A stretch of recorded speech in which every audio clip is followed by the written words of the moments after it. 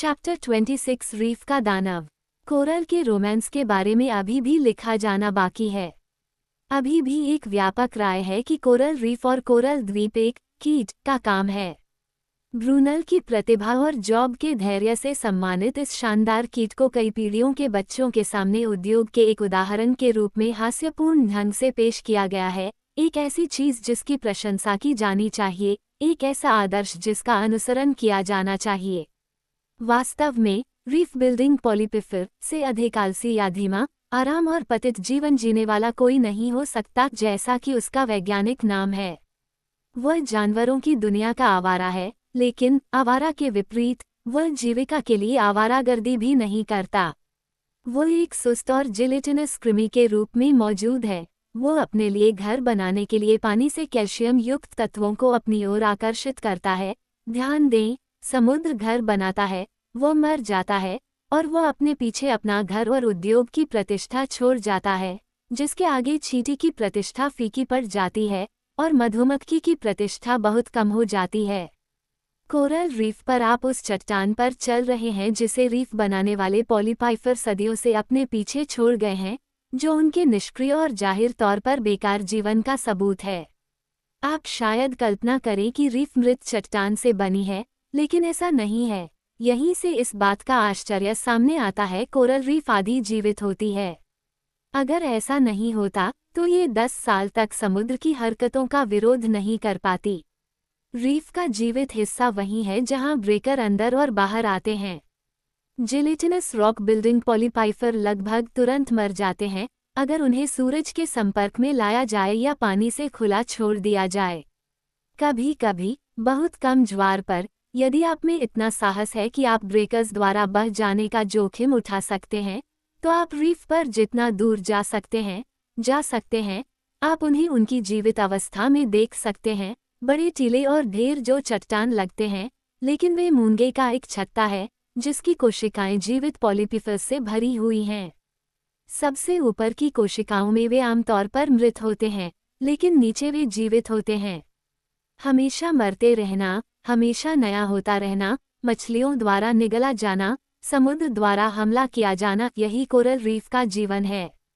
ये गोभी या पेड़ की तरह ही जीवित चीज है। हर तूफान रीफ के एक टुकड़े को तोड़ देता है, जिसकी जगह जीवित कोरल ले लेता है। इसमें घाव हो जाते हैं जो वास्तव में दाने बन जाते हैं और ठीक हो जाते हैं, जैसे मानव शरीर के घाव होते हैं। प्रकृति में जीवित भूमि के अस्तित्व के इस तथ्य से अधिक रहस्यमय शायद कुछ भी नहीं है। एक ऐसी भूमि जो चोट लगने पर स्वयं को महत्वपूर्ण प्रक्रियाओं द्वारा सुधार लेती है तथा समुद्र के शाश्वत आक्रमण का प्रतिरोध महत्वपूर्ण शक्ति द्वारा करती है, विशेषकर जब हम इनमें से कुछ लैगून द्वीपों या अटोलों के विस्तार के बारे में सोचते हैं, जिनका अस्तित्व लहरों के साथ एक शाश्वत युद्ध है। इस कहानी के द्वीप, जो समुद्र के एक हिस्से लैगून के चारों ओर कोरल की एक अवरोधक चट्टान से घिरा हुआ एक द्वीप है, के विपरीत चट्टान द्वीप का निर्माण करती है। चट्टान पर पेड़ उग सकते हैं, या यह महत्वपूर्ण वनस्पतियों से पूरी तरह से रहित हो सकता है, या ये टापुओं से भरा हो सकता है। कुछ टापू लैगून के भीतर मौजूद हो सकते हैं, लेकिन अक्सर यह सिर्फ रेत और कोरल से भरी एक बड़ी खाली झील होती है, जिसमें बाहरी समुद्र के जीवन से अलग जीवन होता है, जो लहरों से सुरक्षित होती है और एक दर्पण की तरह आकाश को प्रतिबिंबित करती है। जब हम याद करते हैं कि अटोल एक जीवित चीज है, एक जैविक संपूर्णता है, जीवन से भरपूर है, हालांकि कछुए की तरह अत्यधिक संगठित नहीं है, तो सबसे क्षुद्र कल्पना को संरचनाओं में से एक की विशालता से मारा जाना चाहिए। निम्न द्वीप समूह में व्लिगेन अटोल लैगून किनारे से लैगून किनारे तक मापा जाता है, अपने सबसे चौड़े हिस्से में 60 मील लंबा और 20 मील चौड़ा है। मार्शल द्वीप समूह में रिम्स्की कोर्साकॉफ 54 मील लंबा और 20 मील चौड़ा है, और रिम्स्की कोर्साकॉफ एक जीवित चीज है जो स्रावित करती है, मलत्याग करती है और बढ़ती है, अपनी पीठ पर उगने वाले नारियल के पेड़ों या अपने बागों में होटू के पेड़ों को चूर्ण करने वाले फूलों की तुलना में अधिक संगठित है। मूंगे की कहानी एक दुनिया की कहानी है, और उस कहानी का सबसे लंबा अध्याय मूंगे की अनंत विविधता और रूप से संबंधित है। चट्टान के किनारे पर जहां डिक मछली को भाले से मार रहा था, आपने चट्टान पर आड़ू के फूल के रंग का लाइकन देखा होगा। ये लाइकन मूंगे का एक रूप था। मूंगे पर मूंगे उग रहे थे और सर्फ के किनारे के तालाबों में आड़ू के फूल के रंग के मूंगे भी उग रहे थे। जहां एमिलिन बैठी थी, उसके 100 गज के अंदर तालाबों में सभी रंगों के मूंगे थे, झील के लाल से लेकर शुद्ध सफेद तक, और उसके पीछे लेगून में सबसे विचित्र और अजीब रूपों के मूंगे थे। डिक ने कई मछलियों को भाले से मारा था और उन्हें बाद में पकड़ने के लिए चट्टान पर छोड़ दिया था। मारने से थककर वह अब इधर उधर भटक रहा था और अपने सामने आने वाली विभिन्न जीवित चीजों की जांच कर रहा था।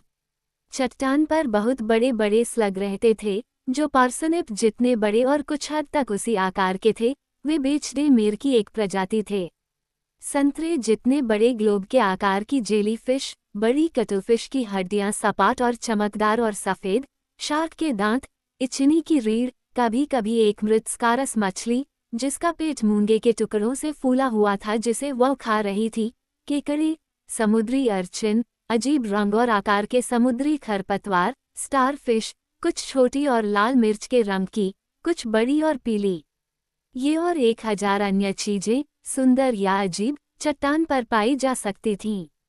डिक ने अपना भाला नीचे रख दिया था और गहरे स्नान जैसे तालाब में खोजबीन कर रहा था। वह घुटनों तक पानी में डूबा हुआ था और आगे बढ़ने ही वाला था कि अचानक उसका पैर पकड़ लिया गया। ऐसा लगा जैसे उसका टखना अचानक किसी रस्सी में फंस गया हो और रस्सी कसकर खींच दी गई हो। वह दर्द और भय से चिल्ला उठा और अचानक और क्रूरता से पानी से एक चाबुक निकला, उसके बाएं घुटने को रस्सी से बांध दिया, खुद को खींचा और उसे जकड़ लिया।